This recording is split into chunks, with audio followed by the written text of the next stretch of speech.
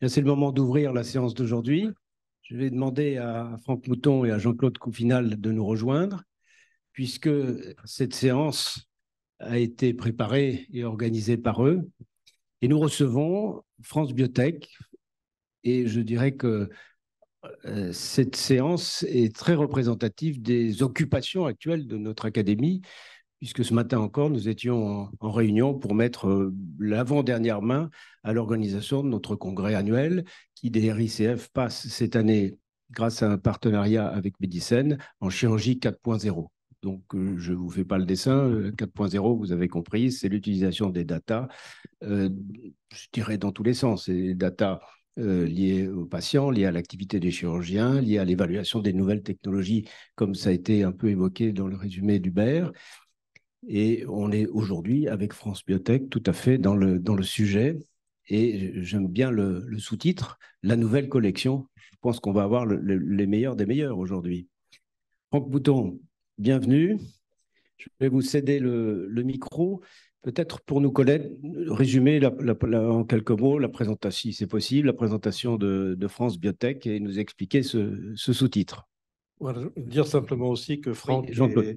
oui, que Franck dirige France Biotech et aussi il a fondé Terra Nexus, hein, c'est-à-dire une entreprise de pharma qui est vraiment de high-tech et qui s'occupe des maladies rares, de traiter des maladies rares en neurologie. Voilà, c'est juste pour l'introduction, mais on attend de toi de nous parler parce que nous, on est très proches hein, pour les travaux qu'on fait ensemble, et que tu nous parles de France Biotech, que tu nous dises un petit peu ce qu'est France Biotech. Et pour le reste, je pense que Hubert nous dira le travail que l'on fait actuellement sur le plan politique avec France Biotech, un petit résumé après. Et puis, on a choisi des entreprises qui voilà, nous semblent être assez disruptives et vraiment importantes dans la transformation digitale et dans la transformation numérique de ce que l'on appelle, nous, la boucle digitale de l'ensemble du traitement chirurgical. Donc, ça va être ça les présentations. Merci beaucoup. Merci beaucoup pour cette opportunité au président, au secrétaire général, à la confiance que vous nous portez. C'est évidemment avec beaucoup d'émotion, hein, parce que c'est quand même un lieu extrêmement prestigieux d'être ici à vos côtés pour les entrepreneurs de la health tech. Et très vite, parce que le programme est chargé et l'idée, c'est avant tout de mettre en lumière des innovations extrêmement transformantes pour la chirurgie en général et le système de santé en particulier.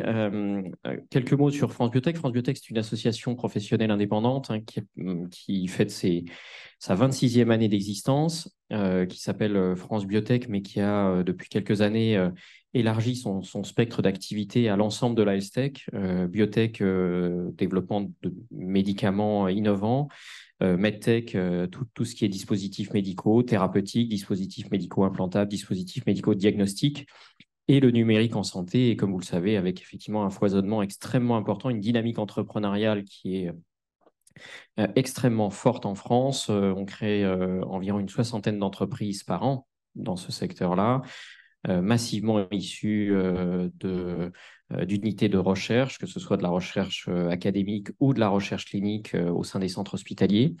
Donc, on a une très, très, très belle dynamique. Et l'idée de France Biotech, c'est d'animer et de fédérer les entrepreneurs de la health tech autour des thématiques et des chantiers qui les concernent directement pour les aider dans leur prise de décision, à savoir les ressources humaines, le business développement, le réglementaire, le juridique, l'accès au marché, que ce soit sur le territoire ou sur les marchés porteurs. Que ce soit sur la dimension essai clinique, partenariat public-privé. Voilà, tous ces sujets-là, en fait, sont adressés à travers des commissions et groupes de travail qui sont animés par l'équipe de permanents, une équipe d'une dizaine de personnes qui sont permanents de l'association. L'association, comme je vous le disais, est indépendante. Hein, elle ne reçoit pas de financement public. Elle est uniquement financée par les adhésions de ses membres. Et l'autre mission, donc cette mission d'acculturation, de discussion entre pairs et experts, et l'autre mission qui est une mission d'affaires publiques, cette fois, qui est de faire remonter au pouvoir public les conditions dans lesquelles ces entreprises évoluent, faire en sorte que les conditions en termes d'attractivité et de compétitivité soient les meilleures par rapport au territoire européen.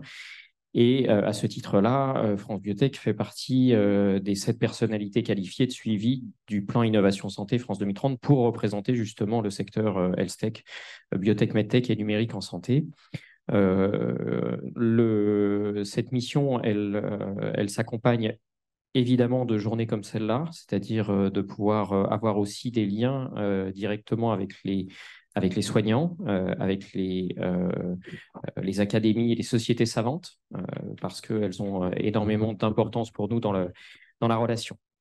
Voilà un petit peu ce que je pouvais vous partager comme information rapide, hein, parce que l'idée, c'est avant tout de mettre en lumière les entreprises qui se sont déplacées, les projets qui se sont déplacés pour cette session. Merci pour cette présentation. Ces liens sont évidents. Je rappelle que les chirurgiens ont toujours utilisé des outils depuis les premières heures de la chirurgie et leurs yeux pour voir.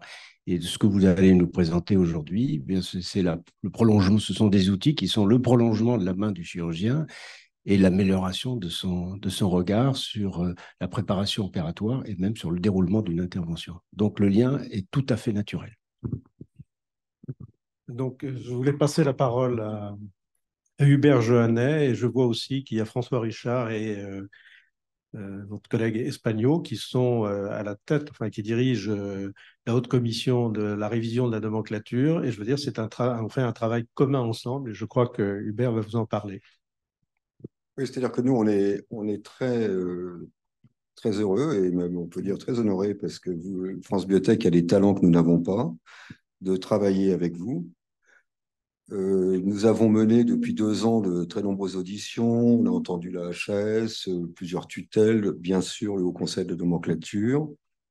Et on a fait le constat que le gouvernement avait créé 2 entités nouvelles, l'Agence d'innovation en santé et le Haut Conseil de nomenclature. Cela fait penser que le gouvernement a compris qu'il y avait un vrai problème d'accès aux innovations, ce qui est réel, ce qui est tout à fait réel pour les praticiens, mais on s'est rendu compte que c'était également réel pour les industriels, et en particulier les petits industriels, et c'est eux qu'il faut aider, parce que c'est de eux que vont venir les innovations. On a rencontré hier la directrice du SNITEM, qui est quelqu'un de très important, et d'ailleurs de très efficace, mais les grosses sociétés sont probablement moins innovantes que les jeunes pousses, et c'est ces jeunes pousses qu'on tient à aider, et on est très heureux de pouvoir recevoir plusieurs d'entre elles aujourd'hui. Étant entendu que tout ça, c'est très bien, on a mené de nombreuses auditions, grâce à vous d'ailleurs, concernant les registres, le registre de la chirurgie de la cheville, le registre du TAVI, enfin bon, etc. On a appris beaucoup de choses, on a reçu le HDataHub, mais tout ça, c'est très très bien, mais l'Académie, elle n'est pas là seulement pour écouter des gens, elle est là pour faire bouger les lignes. Et donc, nous sommes très heureux de pouvoir travailler étroitement avec France Biotech, de manière à faire bouger les lignes, soit dans le cadre du PLFSS, soit dans le cadre d'un projet de loi où on parlera des problématiques liées des industriels et des praticiens, parce que tout ça, finalement, n'a qu'une finalité, c'est de mieux prendre en charge les patients, et que l'un ou l'autre ne pouvons pas le faire nous-mêmes. Oui, et dans le cadre également de notre action commune, probable à l'avenir, avec l'Agence d'innovation en santé, pour lesquels des rendez-vous ont été pris, avec Albert-Claude Benamou qui peut intervenir également sur ce sujet.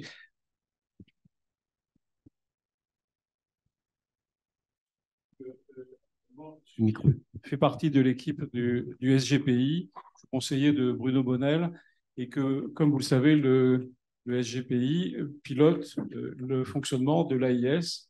Et donc, il va de soi que sur des thèmes qui nous concernent plus particulièrement en tant que chirurgien, l'Académie nationale de chirurgie est préoccupée comme d'ailleurs l'Agence pour l'innovation en santé, est préoccupée de la reconnaissance des actes innovants et de leur accessibilité, aussi bien aux collègues qui ont des initiatives, mais qui ne peuvent pas s'inscrire dans les nomenclatures existantes aujourd'hui. Et au problème que cela va induire, c'est qu'il y a une espèce de fond noir qui n'est pas identifiable de cette innovation, en particulier dans les actes interventionnels, qui n'ont pas de nom, qui n'ont pas de taxonomie correctement appliquée et qui ne peuvent pas, en l'occurrence, être ni évalués correctement, ni éventuellement revenir vers la Haute Autorité de Santé et la NSM pour qu'il y ait une évaluation financière correcte. Donc, il va de soi qu'on a tous intérêt à travailler ensemble pour que ces innovations aient droit de citer et qu'elles soient vraiment identifiées dans un cadre probablement particulier qu'il faut définir et auquel l'Académie, nous espérons, que nous pourrions jouer un rôle de contribution à l'observation nationale de l'accessibilité à ces innovations, en particulier dans le cadre des actes. Et il va de soi que les actes sont également interpénétrés par l'innovation technologique des industriels et aussi par l'innovation administrative. Et la gestion de l'administration passe maintenant par la gestion des big data et de l'organisation et des leçons qu'on peut en tirer. Voilà, donc tout ceci va devenir un sujet majeur pour le développement de l'Académie nationale de chirurgie, en lien évidemment avec les acteurs comme France Biotech, comme Paris Santé Campus et un certain nombre d'autres acteurs qui sont complètement investis dans ce champ-là. Merci Albert Claude pour ce commentaire et je crois qu'on peut commencer la séance.